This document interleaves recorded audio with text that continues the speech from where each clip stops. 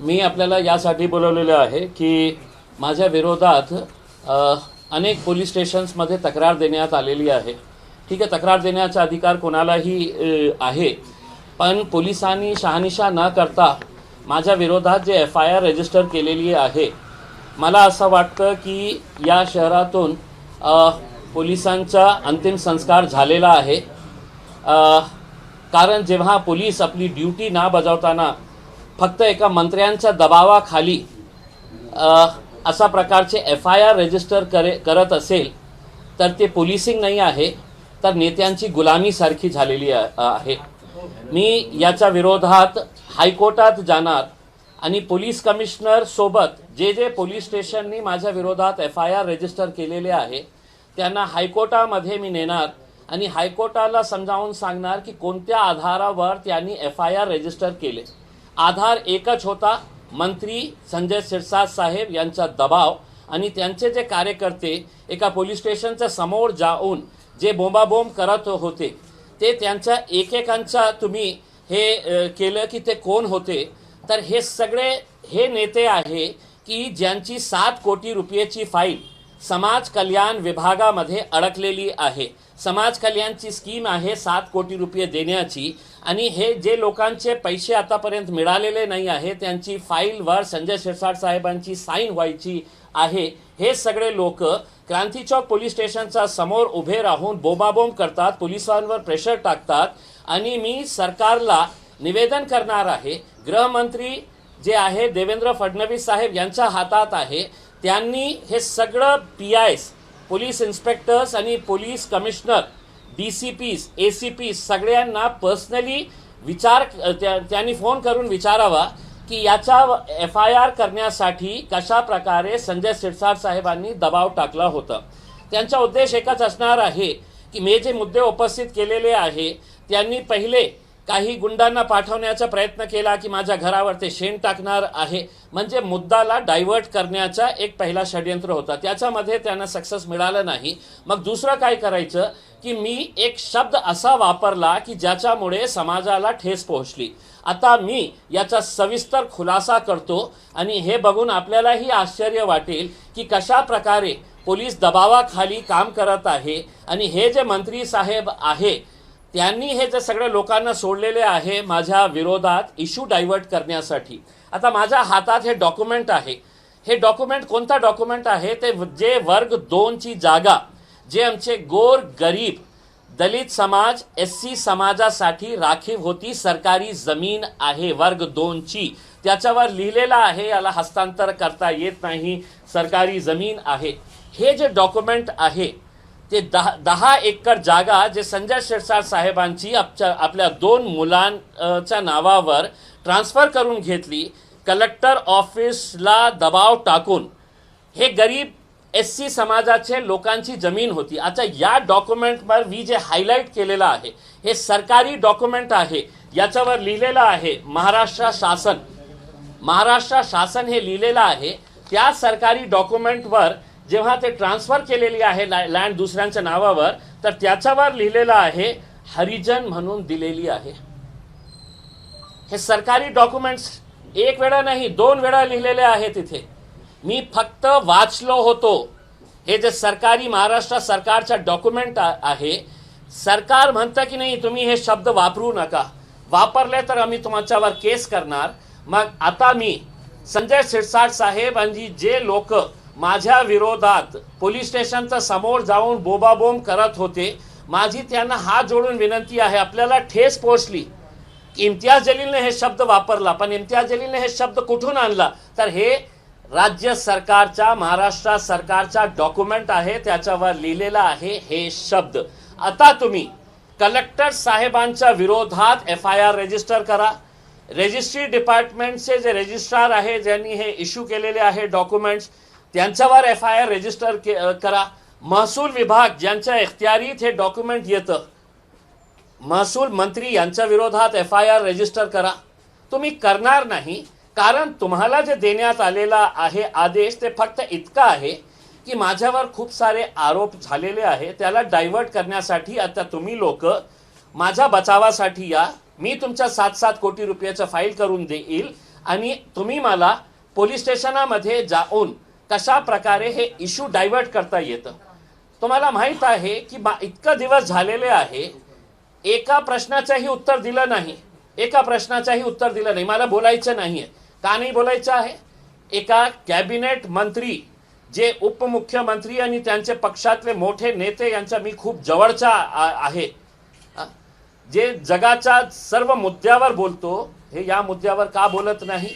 आणि हे जे डॉक्युमेंट आहे मी आपल्याला देतो, या डॉक्युमेंटवर त्यांच्या दोघंही मुलांचं नाव आहे, तुषार संजय सिरसाट, सिद्धांत संजय सिरसाट. म्हणजे हे गोरगरिबांची जमीन जेव्हा आपण लाटली, आपल्याला हे पण नाही वाचायला मिळालं की याच्यावर जे शब्द आहे ते शब्द आता आपल्याला बोलण्यास मनाई आहे. मी काय केलं? मी तुमच्या डॉक्युमेंट वाचून दाखवली फक्त, आणि माझ्या विरोधात FIR करतं. पोलीस कमिशनरांना मी सांगतो की साहेब, मला माहीत आहे की पोलीस डिपार्टमेंट कशा रीतीने या पालकमंत्र्यांच्या खाली, दबावाखाली पोस्टिंगसाठीही हे माणूस ठरवतो की कोणता PI कोणता PSI कुठे जायला पाहिजे. मग तुम्ही माझ्यावर हे करत असेल तर कमिशनर साहेब, मी सांगतो की आज माझ्यासाठी या शहरातला पोलीस डिपार्टमेंट, पोलिसिंग जे आहे त्याचा अंतिम संस्कार झालेला आहे. लवकरच आपल्या डिपार्टमेंटची श्रद्धांजली सभा मी आयोजित करणार आहे. हे अशा प्रकारचे पोलिसिंग होत नाही की काही लोक, 10-15 लोक जाऊन, तुम्ही एकदा मला विचारलं असतं, तुमचे किती ऑफिसर्सला मी सांगितलं होतं की साहेब माझ्याकडे डॉक्युमेंट आहे की याच्यावर हे लिहिलेलं आहे, तरी सुद्धा तुम्ही दबावाखाली, आणि फक्त यांच्या बाबतीत नाही तर जे पोलीस स्टेशनचे जे सिनियर PI आहे ते सगळ्यांना मी हायकोर्टामध्ये नेणार आहे आणि त्यांना विचारणार आहे की हे जे FIR रजिस्टर करण्यात आलेलं आहे ते बरोबर होता का नाही होतं. संजय सिरसाट यांचा दावा आहे की तुम्ही कोणाच्या तरी बोलण्यावरून सगळे आरोप करताय. ठीक आहे ना, धनी कोणतरी वेगळा आहे. मी ते ऐकलेलं आहे की मी कुणाच्या बोलण्यावरून, हे माझ्यासाठी एक सर्टिफिकेट आहे. माझ्यासाठी एक सर्टिफिकेट आहे की लोकांचा माझ्यावर विश्वास किती आहे, की इम्तियाज जलील कोणत्याही परिस्थितीमध्ये घाबरणार नाही, कोणत्याही परिस्थितीमध्ये मॅनेज होणार नाही. ते जे लोकांनी मला बोलवता धनी ते जमानत आहे, ते समजा ते तसं झालं असेल की मला हे तो डोनाल्ड ट्रम्प कॉल करत असेल, मला नरेंद्र मोदी साहेब कॉल करत असेल, माझा देवेंद्र फडणवीस साहेब कॉल करत असेल, अजित पवार साहेब कॉल करत असेल, हे माझ्यासाठी एक मोठा सर्टिफिकेट आहे की या लोकांचा विश्वास कुणावर आहे की त्यांच्या पक्षातले लोकांवर नाही आहे, इम्तियाज जलीलवर आहे की हे माणूस हे धरला तर कोणत्याही परिस्थितीमध्ये सोडणार नाही. तुम्ही पोलिसांचा प्रेशर आणा, गुंडांचा प्रेशर आणा, जे काही करायचं आहे ते करा. आता त्यांचा हे जे प्रश्न आहे की मी माझ्या, ठीक आहे ना, ते समजा, मग मुद्दे काय आहे याच्या बाबतीत बोलण्यास तुम्हाला कोणी थांबवलेले आहे? तुम्ही सांगा, स्पष्टपणे सांगा तुम्ही की हे जे मुद्दे उपस्थित केलेले आहे, मी खरं आहे खोटं आहे, मी इम्तियाज जलीलच्या विरोधात काय करणार आहे. पण अशा प्रकारच्या पोलिसांचा दबाव टाकून तुम्हाला संजय सिरसाट साहेब हे समजत असेल की इम्तियाज जलील गप्प बसणार आहे, तर इम्तियाज जलील कोणत्याही परिस्थितीमध्ये गप्प बसणार नाही आहे. माझं जे मिशन आहे मी सुरू ठेवणार आहे. मी मुख्यमंत्री साहेबांना पत्र लिहिलेले आहे, मी गव्हर्नर साहेबांना पुन्हा एक पत्र कालच पाठवलेलं आहे की मला अपॉइंटमेंट द्या, आपण निष्पक्ष असेल तर मला अपॉइंटमेंट द्या. मी आपलं सगळे डॉक्युमेंट्स आपल्या हातात देणार आहे. मग कारवाई करायचं नाही करायचं आहे तुमच्या हातात आहे. ठीक आहे. आता पुढे काय?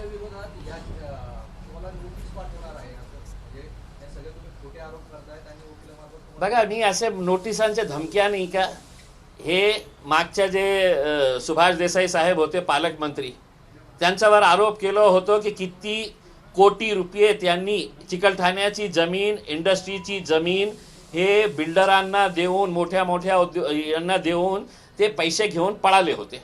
मग त्यांनी सांगितलं होतं की मी त्यांना नोटीस पाठवणार आहे, कोर्टामध्ये नेणार आहे. आज 1 वर्ष झालेलं आहे, मी वाट बघत आहे.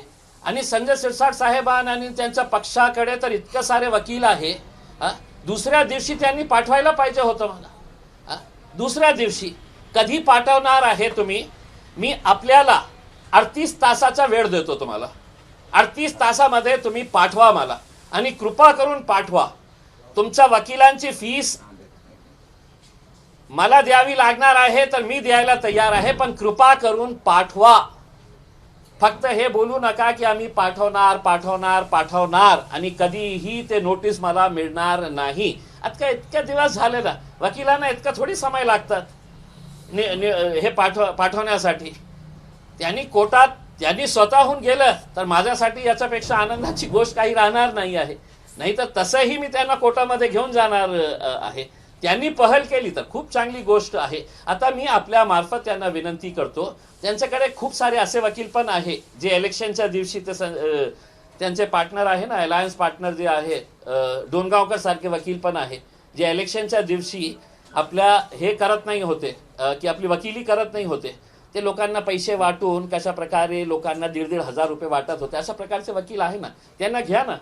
हे लोक याच्यासाठीच आपल्या पक्षामध्ये आलेले आहे. यांची मदत घ्या आणि लवकरात लवकर संजय शिरसाट साहेब मला हे नोटीस पाठवा. आणि हे जे आहे हे डॉक्युमेंट, याच्या बाबतीत मी हात जोडून आपल्याला विनंती करतो, आपण आपल्या समाजाशी प्रामाणिक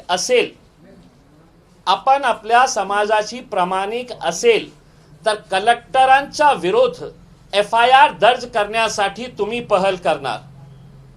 तुम्ही जसा मला FIR करण्यासाठी तुमच्या लोकांना पाठवलेले पोलीस स्टेशनला, तुम्ही आजच्या आज तुम्ही पोलीस कमिशनरांकडे जाऊन हे जे डॉक्युमेंट महाराष्ट्र सरकारचा आहे, ज्याच्यावर स्पष्टपणे लिहिलेला आहे तो शब्द, आणि त्याच डॉक्युमेंटवर तुमच्या 2 मुलांच्या नावावर जे प्रॉपर्टी झालेली आहे, याच्या बाबतीत तुम्ही कलेक्टर रेव्हेन्यू डिपार्टमेंटच्या विरोधात FIR दर्ज करा. मग मी मानेल की तुम्ही खऱ्या अर्थाने तुम्ही समाजाशी जुळलेले आहे, तुम्हाला समाजाची चिंता आहे. आता मी वेळ मागितलेला आहे. मी लवकरात एक सोशल मीडियावर एक कॅम्पेन सुरू करणार आहे की माझ्या शहरातली पोलिसांचं हे निधन झालेला आहे, त्यांची शोकसभा आपल्याला लावायची आहे. कारण जेव्हा पोलीस अशा प्रकारचे धंदे करतात, आपल्या एका मंत्र्यांच्या बोलण्यावरून विदाऊट शहानिशा करतात, तर मी लवकरात त्यांच्या एक श्रद्धांजली सभा आयोजित करणार आहे.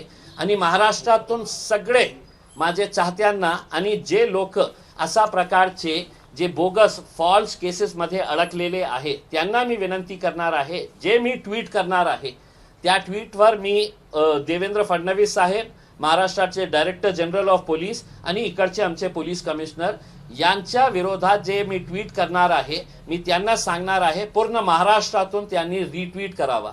फडणवीस साहेबांनी आपला ट्विटर खोललं अकाउंट, तर त्यांच्यामध्ये सगळं हा शहराची पोलीसचा निधन झालेला आहे, रेस्ट इन पीस आम्ही लिहिणार आहे, तुमची आत्म्याला शांती हो.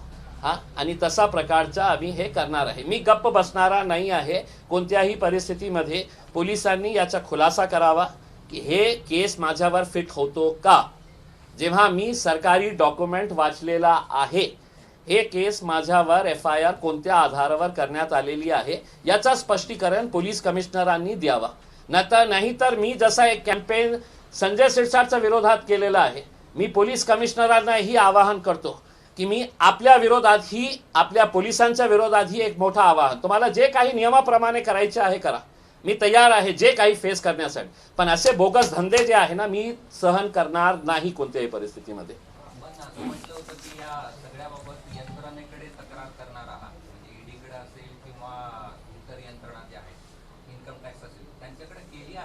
नाही केली. मी आपल्याला जे पहिल्यांदा म्हटलो होतो की हे परीक्षा आहे महाराष्ट्र सरकारची, देवेंद्र फडणवीस साहेबांची परीक्षा आहे की मी त्यांना हे सगळं स्टडी करण्यासाठी टाइम दिलेला आहे की तुम्ही याच्या बाबतीत गंभीर आहे का नाही आहे का. आणि समजा मला वारंवार पत्र लिहून एक माजी खासदार एका मुख्यमंत्र्याला, महाराष्ट्र राज्याच्या मुख्यमंत्र्याला पत्र लिहितो की मला अपॉइंटमेंट द्या, राज्यपालांना मी पत्र पाठवतो की मला अपॉइंटमेंट द्या, मी येऊन तुम्हाला सगळं हे डॉक्युमेंट्स तुमच्या हवाली करतो, तुम्हाला समजावून सांगतो हे काय काय आहे. आणि तसा काही दिवसानंतर मला कळलं की नाही, हे गांभीर्य नाही आहे याच्या बाबतीत, हे मला वेळ देणार नाही. मग स्वाभाविक आहे त्याच्यानंतर माझ्याकडे 2च पर्याय राहतं. एक म्हणजे एजन्सीजकडे जाण्याचा, एजन्सीज म्हणजे एन्फोर्समेंट डायरेक्टोरेट, CBIच्या अँटी करप्शन विंग आणि तिसरं इन्कम टॅक्स डिपार्टमेंट. हे सगळ्यांकडे मी डॉक्युमेंट सहित सगळ्या पुराव्यासहित त्यांना देणार. आणि समजा तुम्ही मला प्रश्न विचारण्याच्या अगोदरच म्हणतो की एजन्सीजनेही काही कामं केलं नाही तर संजय शिरसाट साहेब तसंही मला नोटीस देणार आहे. मग कोर्टामध्ये आम्ही फाईट करू. पण 2010 साली सुप्रीम कोर्टाच्या 2 बेंचनी तो शब्द सरकारी पातळीवर असेल किंवा सामाजिक जीवनात असेल हा वापरू नये, वापरला तर त्याच्यावर कायद्यानुसार कारवाई होईल अशा पद्धतीची तरतूद केलेली आहे. तुम्ही जो डॉक्युमेंट आता बघताय भूमी अभिलेख त्यावर तो शब्द आहे, पण तुम्ही स्वतःहून ह्याच्याबद्दल तक्रार करणार की हा शब्द वापरताय, सरकारला सुद्धा वापरता येत नाही आणि सरकारने तो वापरला नाही, सरकारने हे शब्द वापरायला नको. मग हे डॉक्युमेंट कुणाचं आहे? हे डॉक्युमेंट संजय शिरसाट साहेबांच्या मुलाचा डॉक्युमेंट आहे. याच्यावर महाराष्ट्र राज्य लिहिलेला आहे, महाराष्ट्र शासन लिहिलेलं आहे, सरकारी डॉक्युमेंट आहे. मी फक्त याच्यातून वाचलं तर इतकं आपल्याला त्रास की नाही, हे झालेलं आहे, ते झालेलं आहे, मोर्चे आणि हे काय बोमाबोम पोलीस स्टेशनाच्या समोर. आता हे माझ्यावर FIR केले ना, मी फेस करेल ना, मी सगळ्यांना कोर्टामध्ये नेणार. पण जसा तुम्ही माझ्यावर केस केलेला आहे, मी संजय शिरसाट साहेबांना सगळं माझ्याकडून का अपेक्षा करता? हे जे लोक क्रांती चौकला पोलीस स्टेशनला जाऊन बोमाबोम करत होते आपले 7 कोटीवाले गँग, तर हे जे आहे हे संजय शिरसाट साहेबांची जबाबदारी नाही आहे का? की बाबा आता नाही, इम्तियाज जलीलवर FIR झालेली आहे, त्याला तर आपण फाशीवर लटकवू, पण त्याच्या सोबत आम्ही इकडचे कलेक्टर, रेव्हेन्यू डिपार्टमेंट आणि आमचे रेव्हेन्यू मंत्री जे आहे त्यांच्यावरही FIR झायला पाहिजे. आणि मोठ्या लोकांवर FIR करायचं असेल तर हे छोटे छोटे लोक गेले तर काही होणार नाही. मोठ्या माणसाने जावं लागणार आहे की कलेक्टरच्या विरोधात FIR करायचं असेल तर त्यांनी स्वतः जाऊन आपल्या समाजाला न्याय द्या आणि एकदा सिद्ध करून टाका की मी माझ्या समाजासाठी किती बांधील आहे आणि किती प्रामाणिक आहे. सीपीच्या संदर्भात तुम्ही म्हणता सीपीचे इशारे दिले तुम्ही, सीपीचे काही प्रकरण आहेत का तुमच्याकडे? मग नाही, काय आहे की हे प्रकरणच आहे. हे पोलीस डिपार्टमेंटच्या विरोधात हे प्रकरणच आहे की असा प्रकारे कोणीतरी जाणार पोलीस स्टेशनच्या समोर आणि असा बोमाबोम करणार की इम्तियाज जलीलचा हे, इम्तियाज जलीलचं ते, आणि पोलीस त्यांच्या दबावाखाली. मी तर मुख्यमंत्र्यांना आवाहन करतो की त्यांनी पोलीस कमिशनरांना विचारावं की कशा प्रकारचा दबाव त्यांच्यावर हे संजय शिरसाटनी आणलं होतं की माझ्या विरोधात पूर्ण जितके पोलीस स्टेशन्स आहे शहरामध्ये आणि शहराच्या बाहेरही, त्याच्यानंतर मला सांगण्यात आलेलं आहे की पूर्ण महाराष्ट्रभर ते FIR रजिस्टर करण्यात आहे. आता बहुतेक जे गेलं असेल त्यांना माहीत नसेल की बाबा हे जे इम्तियाज जलीलने वाचलं होतं हे आमचेच डॉक्युमेंट आहे, आमच्या सरकारने हे असा घोळ केलेला आहे. आता त्यांच्यावरही FIR करा, मी तयार आहे. हे मी जे तुम्ही केलेलं आहे ना, कोणत्याही परिस्थितीमध्ये हे मनामध्ये शंका आणू नये. संजय शिरसाट साहेब, आपल्याला विनंती करतो मी, आपण खूप मोठे आहे, खूप मोठ्या ताकदीने आपण बोलतो, हे आपल्या मनातून काढून टाका की तुम्ही काही लोक पाठवणार माझ्या घरी, माझ्या ऑफिसला, रस्त्यात माझा अडकण्याचा प्रयत्न काही केलं किंवा अशा प्रकारचे पोलिसांच्या तंत्राचा वापर करून तुम्ही मला थांबवण्याची असा विचार तुमच्या मनात येत असेल तर कृपा करून ते बाहेर काढून टाका. मी जे मिशन घेतलेला आहे ते मिशनवर मी उभे राहणार आहे. राजकीय प्रश्न आहे. तुम्ही ते वंचित बहुजन आघाडीला दूधचं काय ते म्हणाले म्हणून तुम्हाला भयंकर हे ठीक आहे ना. मी एका प्रेस कॉन्फरन्समध्ये आदरणीय बाळासाहेब आंबेडकरांना विचारण्यात आलं होतं की तुम्ही MIM सोबत जाणार आहे का? तर त्यांनी असं उत्तर दिलं होतं की दूध का जला छाछ भी फूक फूक कर पीता है. तर मी त्यांना एक प्रश्न विचारला होता, दूध जलाया किसने था? छाछ तो बाद में बनी थी.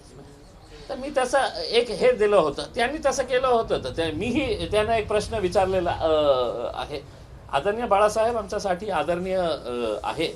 आता हे जे ट्रोल करणारे आहे ते सगळं कामाला लागलेले आहे, त्यांचं कामच हे एकच आहे. तर त्यांना करू द्या जे काही करायचं आहे. मला त्याच्या बाबतीत जास्त बोलायचं नाही, कारण खूप जुना विषय झालेला आहे आणि वारंवार तेच काढणं मला असं योग्य वाटत नाही. मी ठीक आहे, एका इंटरव्ह्यूमध्ये प्रश्न विचारलं होतं, तर मला आता याच्या बाबतीत काही बोलायचं नाही. ABP माझा, उघडा डोळे बघा नीट.